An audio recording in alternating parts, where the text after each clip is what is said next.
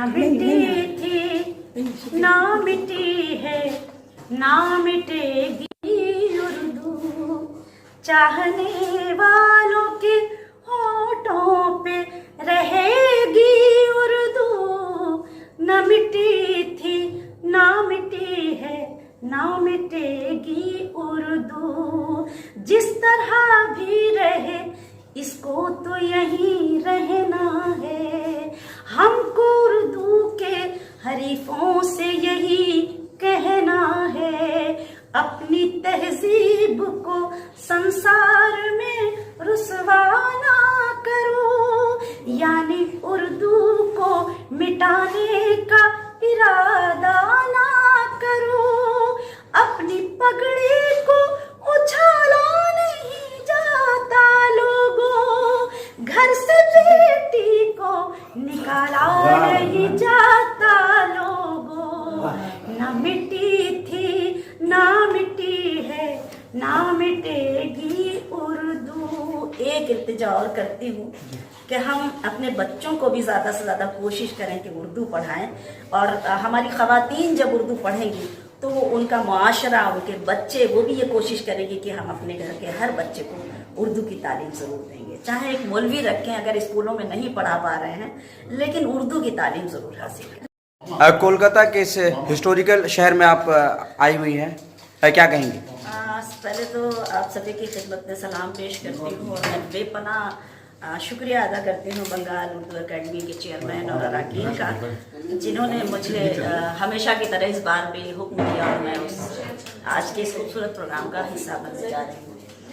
मैं एक बात और अर्ज करना चाहती हूँ कि जब मैं कलकत्ता आती हूँ तो कलकत्ता आने की खुशी जो होती है, क्योंकि एकेडमी तो बहुत है, मतलब हमारे यहाँ उत्तर प्रदेश में भी है, दिल्ली में भी है, और बहुत से मैंने एकेडमी का मुशायरे पढ़े हैं, लेकिन आपकी जो बंगाल की जो एकेडमी है वो वाकई जो काम करती है वो सिर्फ कहती ही नहीं है बल्कि काम उनके नज़र आते हैं। और आज उसका सबूत ये है कि देखिए हमारे बीच ये मिस्र से बाला आई हैं और तमाम सारे लोग इंडिया के बाहर से मौजूद हैं। तो ये हम सब के लिए बेपनाह मसरत की बात है कि इतने खूबसूरत मुशायरे में आज हम सब शिरकत करेंगे, और हमारी शायरी जो हमेशा से कलकत्ता के लोग बड़ी दिलचस्पी से सुनते हैं और बड़ी दुआएं देते हैं, बड़ी मोहब्बतें मिलती हैं सरजमीन से। तो बस मैं ये दुआ करती हूँ कि अल्लाह करे मैं कलकत्ता में बार बार आती रहूँ, और एक दुआ और करती हूँ कि अल्लाह कलकत्ता जैसा पूरा हिंदुस्तान हो जाए ताकि हमें कलकत्ता आने को भी मिलता रहे और ऐसी खूबसूरत महफिलों। अक्सर देखा जाता है कि आप जनरल मुशायरे को ज़्यादा अटेंड करती हैं, क्योंकि आज तरही मुशायरा है वो भी ज़ाहिर पे है। किस तरह से क्या ये हमारे लिए ज़्यादा खुशी की बात है। ऐसा कुछ नहीं है कि जनरल मुशायरे, चूँकि तरही मुशायरे अब बहुत कम हो गए हैं, और जहाँ तक मैं अपनी एक बात ज़रूर अर्ज़ करना चाहती हूँ। मेरा जो कस्बा है वो मकनपुर है, और हमारे वहाँ तरही नशिस्तें आज भी होती हैं, अल्लाह का शुक्र है। तो मुझे तो बहुत अच्छे लगते हैं तरही मुशायरे, कम से कम तमाम सारे शोरा से एक ही ज़मीन पे कई शेर सुनने को मिलते हैं अपने अपने तरीके से। लोगों के ख्याल आज आपको सुनने को मिलेंगे, लेकिन बस आपसे गुजारिश ये है कि आप लोग बोर मत होइएगा, ये मत सोचिएगा कि लीजिए हम एक ही ज़मीन में इतने सारे शेर अभी उनसे सुनेंगे। वो तो बहुत अच्छा लगेगा, आज का मुशायरा एक नई तारीख खत्म करेगा। शबीना जी आप अपने मुशायरे को हवाले से पूरी दुनिया भर में आपने सफ़र किया है, बंगाल जब आती है तो बंगाल की धरती में क्या अलग आपको महसूस होता है? अलग ये कि बंगाल में कदरदान हैं शायरी के, और जिस तरह से नवाजते हैं, वैसे तो पूरी दुनिया में माशाल्लाह अल्लाह का बहुत बड़ा करम है मुझ पर कि मुझे सुना जाता है।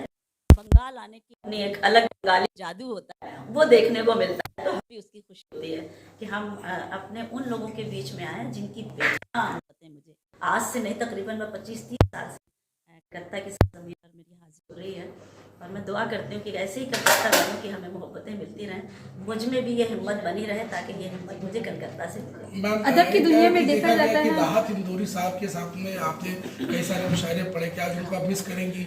उनको तो हम इतना ज़्यादा मिस करेंगे क्योंकि करते हैं, हर रोज़ मिस करते हैं जब भी हम कई मुशायरों में होते हैं, क्योंकि देखिए उनकी जो वो ऐसी शख्सियत थी कि उनकी कोई भरपाई नहीं कर सकता। दूसरा कोई राहत इंदौरी पैदा नहीं हो सकता।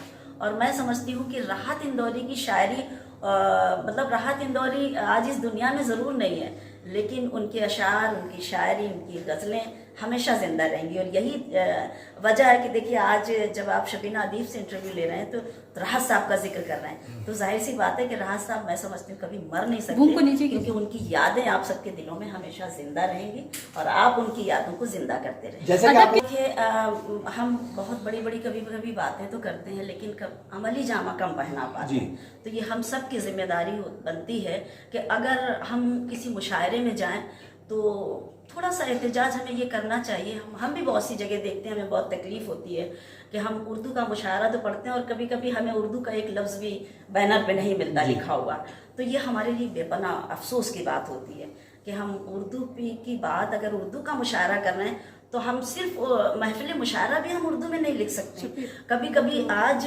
बहुत अफसोस होता है, बहुत सी जगहों पर लोग एतराज़ करते हैं कि साहब मुशायरा तो उर्दू का है लेकिन बैनर उर्दू का नहीं बनेगा।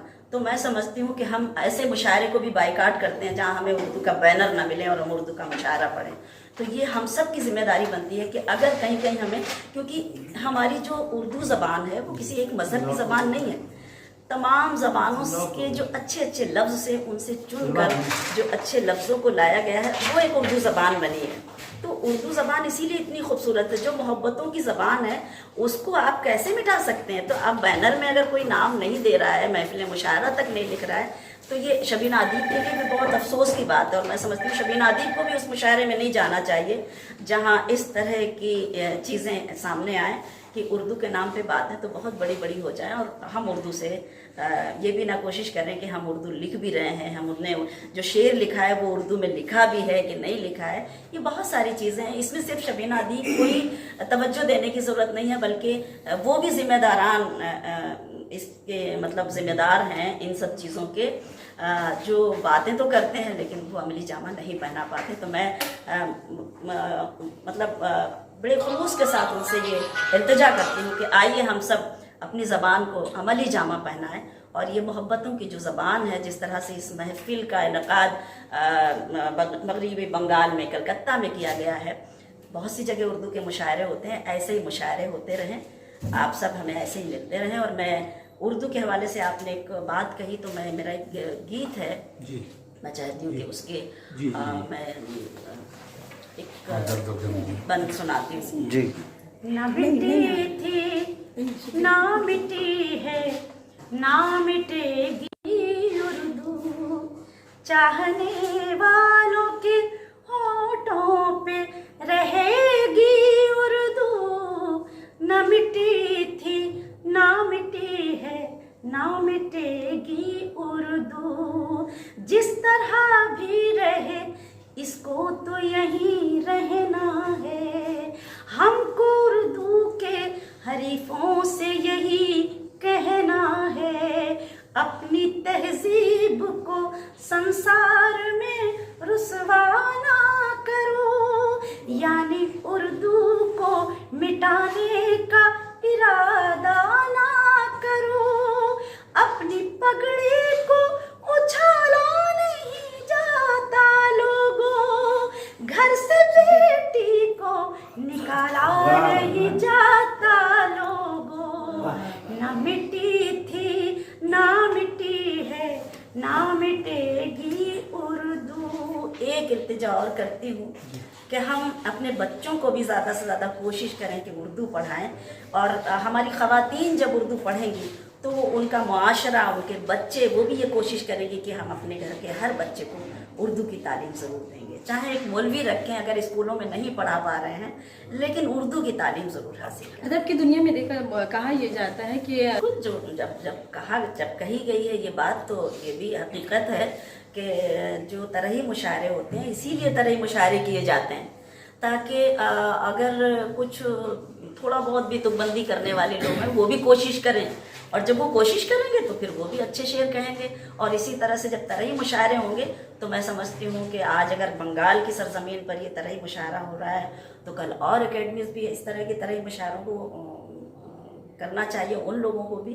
और ये मुशायरा तो मैं समझती हूँ, मेरे लिए तो भाई बहुत खुशी की बात है कि ये तरही मुशायरे में शबीना अदीब की अगर हाजिरी हो रही है तो मैं अपने तौर पे बहुत खुशी का इज़हार करना चाहती हूँ। सही है, मैंने बहुत से मुशायरे तरही पढ़े हैं और मैंने आपसे कहा कि मैं जिस सरजमीन से मेरा ताल्लुक़ है उस सरजमीन पे आज भी हमारे वहाँ तरही नशिस्तें हुआ करती हैं। ये अलग बात है कि बड़े मुशायरे उतने नहीं होते हैं, छोटा कस्बा है मकनपुर, ज़िला कानपुर का ही कस्बा है, लेकिन आज भी हमारे यहाँ तरही मुशायरे होते हैं। मुझे अच्छा लगता है, खुशी।